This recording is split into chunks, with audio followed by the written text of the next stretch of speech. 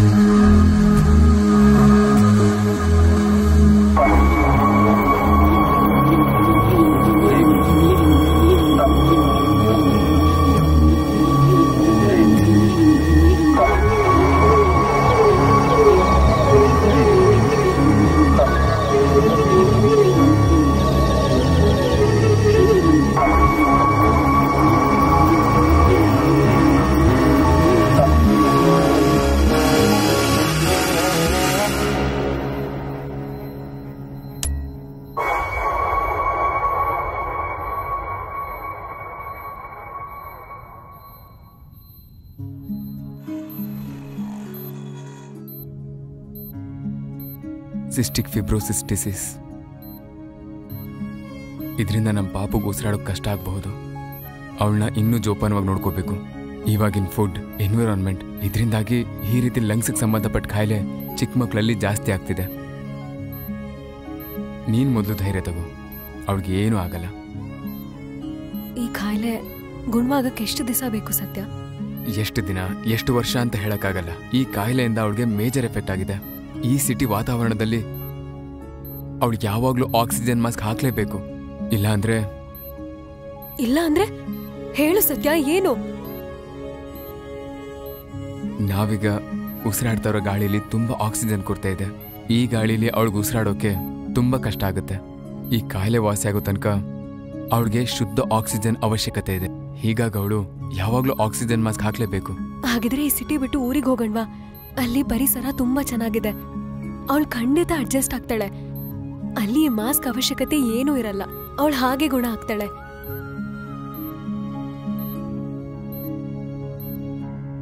ಇಲ್ಲ, ನಾವೆಲ್ಲಿಗೂ ಹೋಗೋದು ಬೇಡ. ನಾನು ಇಲ್ಲೇ ಇದ್ದು ಇವಳು ಕಾಯಿಲೆನ ಗುಣಪಡಿಸ್ತೀನಿ.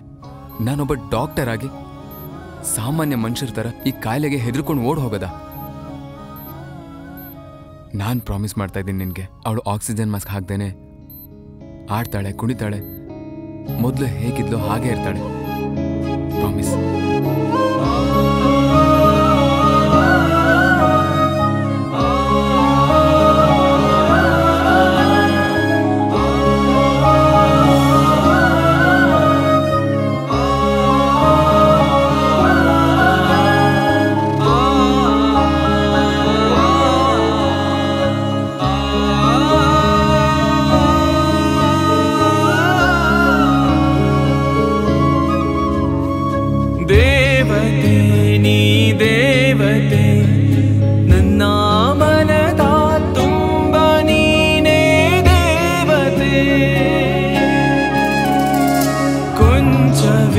परपंचवे लिखा सिगता प्रीतियां हुंजवे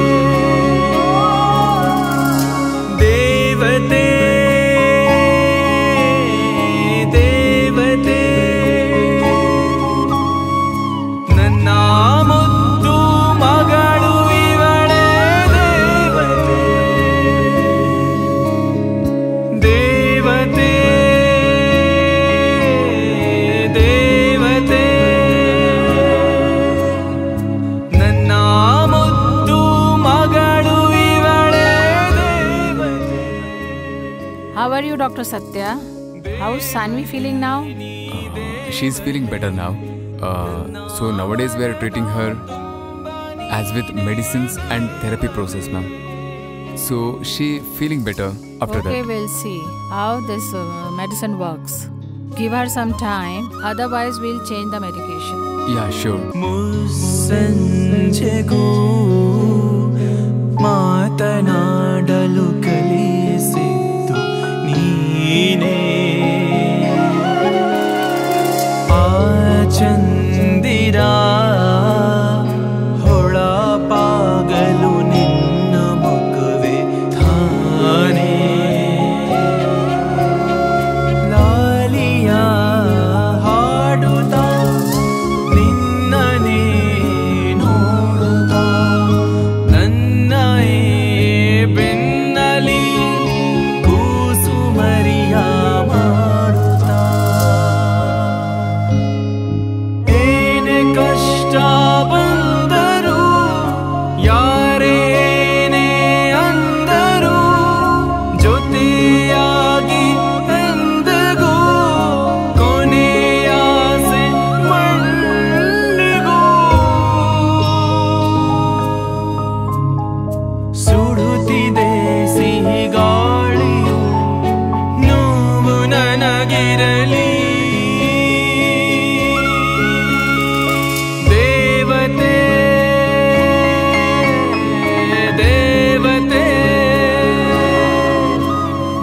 ನನ್ನ ಮುದ್ದು ಮಗಳು ಇವಳೆ ದೇವತೆ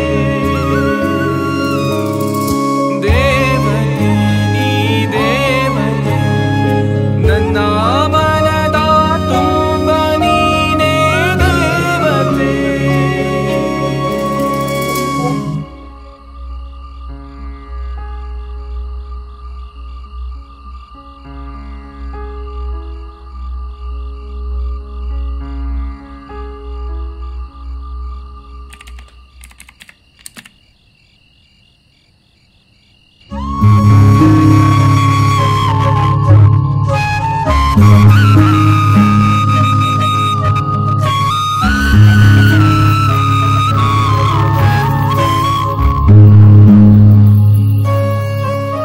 ಪಾಪದ ಊಟ ಆಯ್ತಾ? ಇಲ್ಲ, ಅವಳು ಊಟ ಮಾಡಲ್ಲ ಅಂತ ಹಠ ಹಿಡಿದು ಕುತ್ಕೊಂಡಿದ್ದಾಳೆ. ಅವಳು ಹೊರಗಡೆ ಹೋಗಿ ಆಟ ಆಡ್ಬೇಕಂತೆ. ಅಪ್ಪಂಗೆ ಹೇಳು ಹೊರಗಡೆ ಕರ್ಕೊಂಡು ಹೋಗ್ತಾರೆ ಅಂತ ಹೇಳ್ತಿದ್ದಾಳೆ. ನೀನೇ ಒಂದ್ಸತಿ ಮಾತಾಡ್ ನೋಡು. ಯಾಕಿವತ್ತು ಒಂಥರ ಇದ್ಯಾ? ಏನಾಯ್ತು? ಇವತ್ತು ಕೂಡ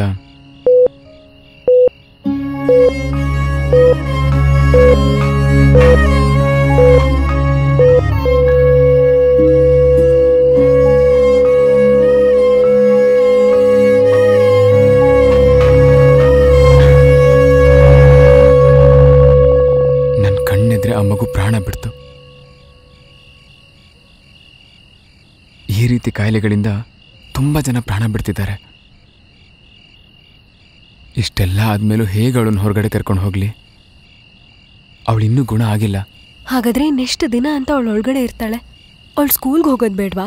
ಎಲ್ಲರ ಥರ ಆಟ ಆಡೋದು ಬೇಡ್ವಾ? ಆಕ್ಸಿಜನ್ ಮಾಸ್ಕ್ ಇಲ್ಲದೆ ಅವಳು ಕುಣಿತಾಳೆ ಆಡ್ತಾಳೆ ಅಂತ ಪ್ರಾಮಿಸ್ ಮಾಡಿ ಈಗ 4 ಗೋಡೆ ಮಧ್ಯದಲ್ಲಿ ಬಂಧಿಸಿದ್ಯಾ? ಅವಳು ತುಂಬಾ ಮೆಂಟಲಿ ಡಿಸ್ಟರ್ಬ್ ಆಗಿದ್ದಾಳೆ. ಒಂದು ಕಾಯಿಲೆ ವಾಸಿ ಮಾಡಕ್ ಹೋಗಿ ಇನ್ನೊಂದು ಕಾಯಿಲೆ ಮೈ ಮೇಲೆ ಬಿಟ್ಕೊಂಡಂಗಾಗಿದೆ.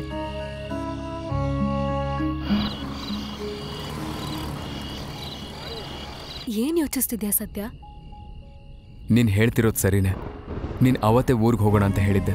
ನಾನೇ ನಿನ್ನ ಮಾತು ಕೇಳಲಿಲ್ಲ. ನಾನೊಬ್ಬ ಡಾಕ್ಟರ್ ಆಗಿ ಎಲ್ಲ ಸಮಸ್ಯೆಗೂ ಪರಿಹಾರ ಕಂಡಿಡ್ಕೋಬಹುದು ಅಂದ್ಕೊಂಡೆ. ಆದರೆ ಪ್ರಕೃತಿ ವಿರುದ್ಧ ಸೋತು ಹೋದೆ. ನಾನು ತುಂಬ ಯೋಚನೆ ಮಾಡಿದ್ಮೇಲೆ ಗೊತ್ತಾಯ್ತು, ಮನುಷ್ಯ ಏನು ಬೇಕಾದರೂ ಯೋಚನೆಗಳನ್ನ ರೂಪಿಸ್ಬೋದು, ಆದರೆ ಅದರಿಂದ ಎಷ್ಟು ಅಡ್ವಾಂಟೇಜಸ್ ಇದೆಯೋ ಅಷ್ಟೇ ಡಿಸ್ಅಡ್ವಾಂಟೇಜಸ್ಸು ಇದೆ ಅಂತ ನಾನು ಅರ್ಥ ಮಾಡ್ಕೊಂಡೆ. ನಮ್ಮ ಆಸೆ ದುರಾಲೋಚನೆಗಳಿಗೆ ಪ್ರಕೃತಿ ವಿರುದ್ಧ ಏನೇನು ಎಕ್ಸ್ಪೆರಿಮೆಂಟ್ ಮಾಡ್ತಾ ಇದ್ದೀವಿ ಅದ್ರ ಪರಿಣಾಮನೇ ಇವತ್ತು ನಾವು ಅನುಭವಿಸ್ತಾ ಇರೋದು.